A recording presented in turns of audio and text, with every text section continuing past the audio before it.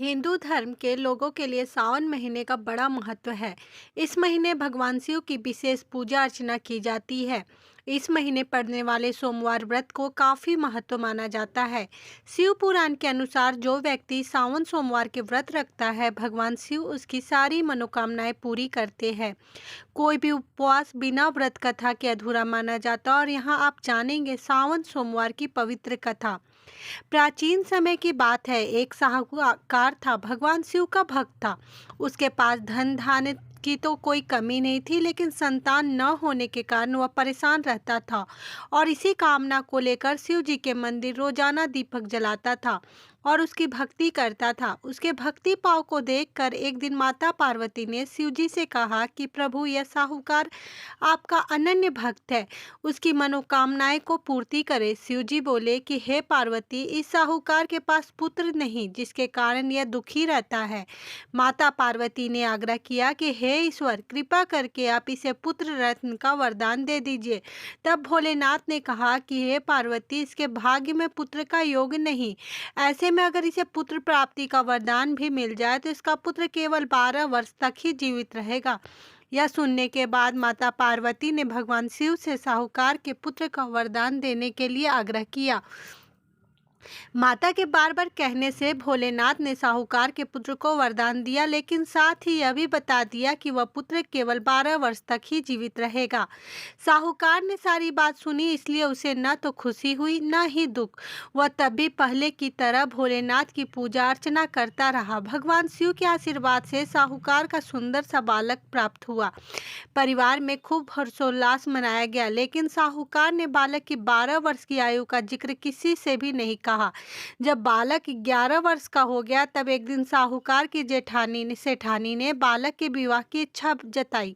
तब साहूकार ने कहा कि वह अभी बालक को पढ़ने के लिए काशी जी भेजेगा। साहूकार ने बालक के मामा जी को बुलाया और कहा कि इसे काशी पढ़ने के लिए ले जाओ और रास्ते में जहाँ जहाँ रुकना वहाँ यज्ञ करते और ब्राह्मणों को भोजन कराते हुए आगे बढ़ना। साहूकार की आज्ञा का पालन करते हुए बालक के मामा ने ऐसा ही किया। मार्ग पर आगे बढ़ते हुए दोनों ऐसी जगह पहुंचे जहां राजकुमारी का विवाह था। जिससे राजकुमारी का विवाह होना था वह एक आंख से काना था। लड़के के पिता की नज़र अति सुंदर साहूकार के बेटे पर पड़ी तो उनके मन में आया कि क्यों न इसे के घोड़ी पर बिठाकर शादी का कार्य संपन्न करा दिया जाए। तो उन्होंने साहूकार के बेटे के मामा से बात की और कहा कि इसके बदले में वह अथाह धन देंगे, जिस पर वे राजी हो गए। इसके बाद साहूकार का बेटा विवाह का बेदी पर बैठ गया और जब विवाह हो गया तो उलने जाने से पहले राजकुमारी की चुंदरी के पल्ले पर लिखा कि तेरा विवाह तो मेरे साथ हुआ, लेकिन जिस राजकुमार के साथ तुझे भेजेंगे वह तो एक आंख का काना है। जब राजकुमारी ने अपनी चुनरी पर यह लिखा हुआ पाया तो उसने राजकुमारी के साथ जाने से मना कर दिया। बारात वापस लौट गई। उधर मामा और भांजे काशी जी पहुंच गए। एक दिन जब मामा ने यज्ञ रचा था और भांजा बहुत देर तक बाहर नहीं आया, तब मामा ने अंदर जाकर देखा तो उसके भांजे की मृत्यु हो चुकी थी। वह बहुत परेशान हो गया, लेकिन सोचा कि अभी रोना पीटना मचाया तो ब्राह्मण चले जाएंगे। उसने यज्ञ का कार्य पूरा किया और फिर भांजे के जाने के दुख में रोने पीटने लगे।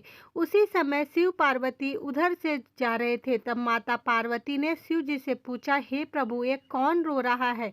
तभी उन्हें इस बात का पता चला कि ये तो साहूकार का पुत्र है, जिसकी उम्र केवल 12 वर्ष तक ही थी।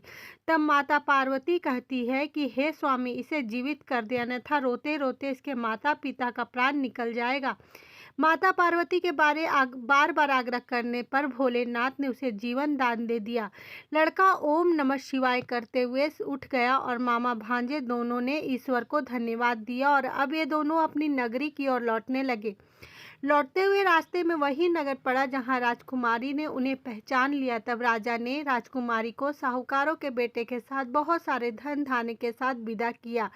उधर बालक के माता और पिता छत पर बैठे थे। उन्होंने यह प्रण ले लिया था कि यदि उनका पुत्र सकुशल न लौटा तो वह छत से कूदकर अपने जीवन त्याग देंगे। तभी लड़के के मामा ने आकर साहूकार के बेटे और बहू के आने का समाचार सुनाया। समाचार सुनकर दोनों प्रसन्न हो गए और उन्होंने अपने बेटे बहू का स्वागत किया। शिव जी ने साहूकार को सपने में दर्शन देकर कहा कि तुम्हारे पूजन से मैं प्रसन्न हुआ हूँ। इसी प्रकार जो भी व्यक्ति इस कथा को पढ़ेगा या सुनेगा, उसकी समस्त परेशानियां दूर हो जाएगी और मनोवांछित फल की प्राप्ति होगी। बोलो ओम नमः शिवाय।